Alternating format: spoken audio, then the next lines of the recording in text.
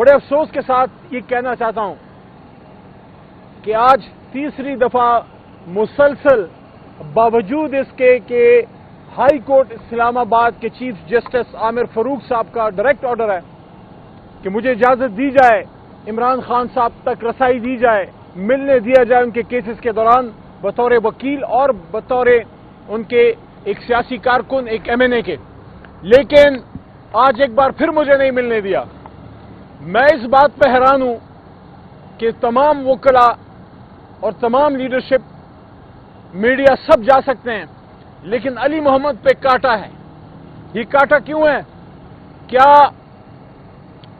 11 ستمبر کو جو میں نے قومی اسمبلی میں سپیچ کی تھی کہ قومی اسمبلی سے جو نقاب پوشوں نے ہمارے ایم این ایز کو اغوا کیا، اس پہ میں نے صدائے احتجاج بلند کی، کیا یہ اس کا انعام ہے عمران خان صاحب سے نہ ملنے دینا؟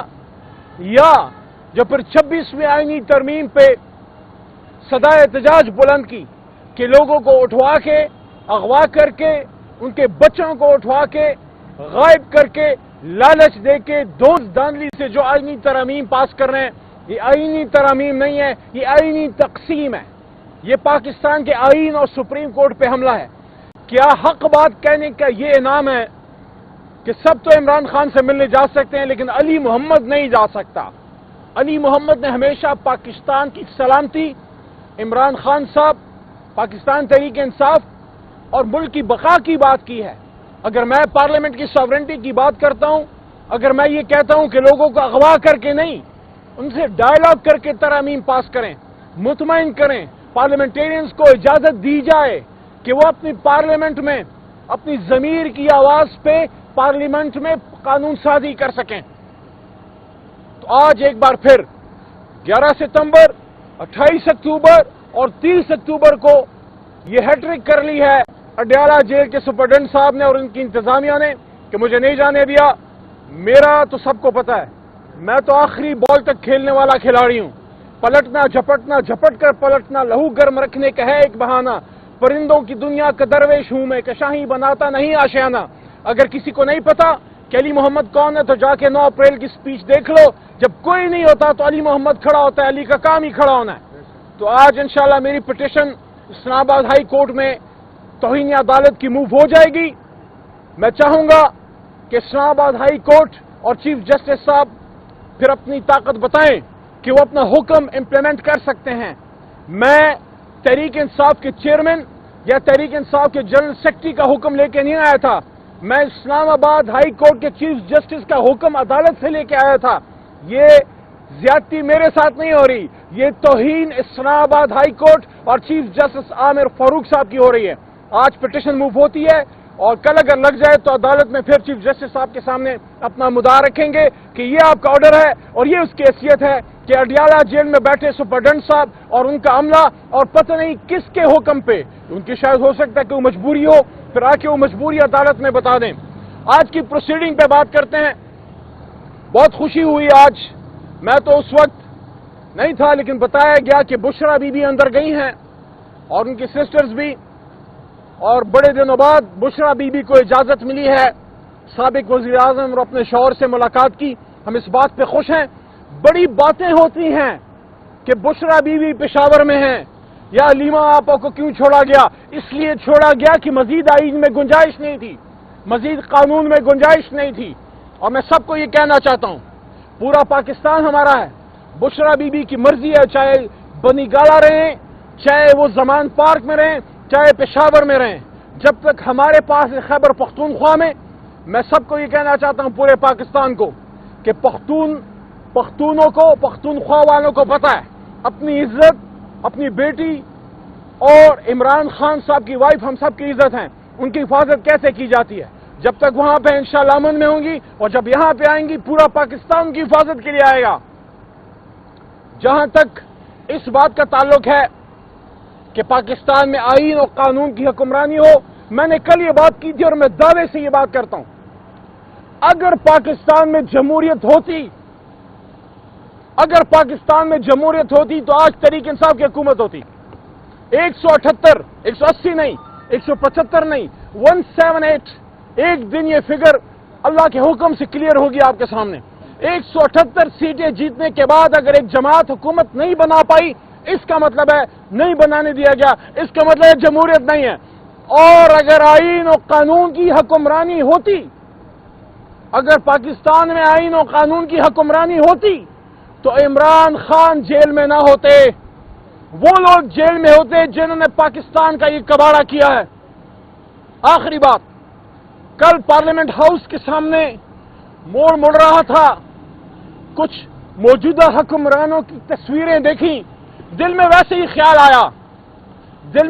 خیال آیا کہ جو لوگ عوام تو نہیں، عوام نے تو ووٹ نہیں دیا، نہ شہباز صاحب کو دیا ہے، نہ مریم صاحبہ کو، نہ میاں صاحب کو، نہ زرداری صاحب کو، نہ بلاول صاحب کو، عوام تو لے کے نہیں آئے، لیکن جو لے کے آئے ہیں ان سے علی محمد خان سوال کرتا ہے.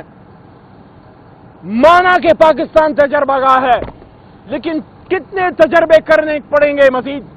کتنے تجربے آپ اور کریں گے؟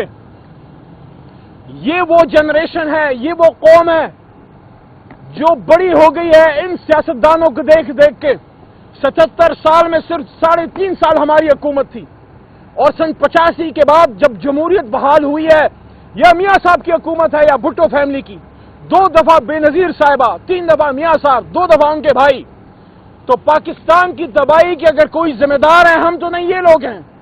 تو یہ کون سی سائنس ہے؟ یہ کون سی سائنس ہے کہ عمران خان کو ہٹا کے ان کو لایا جائے جن کی وجہ سے آج پاکستان کی حالت ہے؟ دنیا میں بھکاری کے طور پہ مشہور ہے. سٹیل مل آپ کی بیٹھ گئی ہے، ریلوے آپ کی بیٹھ گئی ہے، پوسٹ آفس آپ کی بیٹھ گئی ہے، PIA آپ کی بیٹھ گئی ہے، کوئی ادارہ آپ کا چلنے جوگا نہیں ہے. کسی بچے کو پاکستان میں امید نظر نہیں آتی. اور سب سے جو بڑا نقصان ہے آپ نے جو کر دیا ہے، ان ڈاکوؤں کو اور ان کرپٹ عناصر کو حکومتوں میں لا کے آپ نے نوجوان کی آنکھوں سے امید چھین لی ہے. آج پاکستان کا ہر نوجوان پاکستان سے باہر جانے میں عافیت سمجھتا ہے. پاکستان تو ایک لینڈ آف اپرچونٹی تھا، یہ تو ایک خواب تھا، یہاں تو لوگوں کو ایک بہترین مستقبل ملنا تھا. آپ نے کیا کر دیا؟ عوام نے تو اپنے لیے لیڈر چن لیا، عوام نے تو اپنے لیے جماعت چن لی. عوام کی مرضی پہ حکومت کو کیوں نہیں بننے دیا گیا؟ آپ ان لوگوں کو لے کے آ گئے جن کی وجہ سے پاکستان دنیا میں تباہی کے کنارے پہ پہنچ گیا ہے. اس کے ذمہ دار یہ لوگ کم ہیں اور آپ لوگ ہیں جو آپ لوگ یہ کرتے ہیں. اب بھی وقت ہے، بہت کچھ ہاتھ سے چلا گیا لیکن سب کچھ ابھی نہیں گیا. کوئی رحم کریں اپنے آنے والی نسلوں پہ. اس پاکستان نے آپ کو بہت کچھ دیا ہے، اس پاکستان نے آپ کو بہت کچھ دیا ہے. اس کے ساتھ یہ زیادتی نہ کریں کہ اس کو اتنا تباہ برباد کر دیں کہ پھر کوئی ٹیپو سلطان بھی آ کے ٹھیک نہ کر سکے. عمران خان صاحب کو باہر آنے دیں. پاکستان کی عوام کی مرضی سے جو حکومت کو ووٹ پڑا تھا، ہمیں ہمارا مینڈیٹ واپس کیا جائے. اور آج ذمہ داری بنتی ہے چیف جسٹس یحییٰ آفریدی کی. آپ چیف جسٹس آف پاکستان ہیں، آپ کی عدالت میں ہماری 184(3) کی پٹیشن پڑی ہوئی ہے.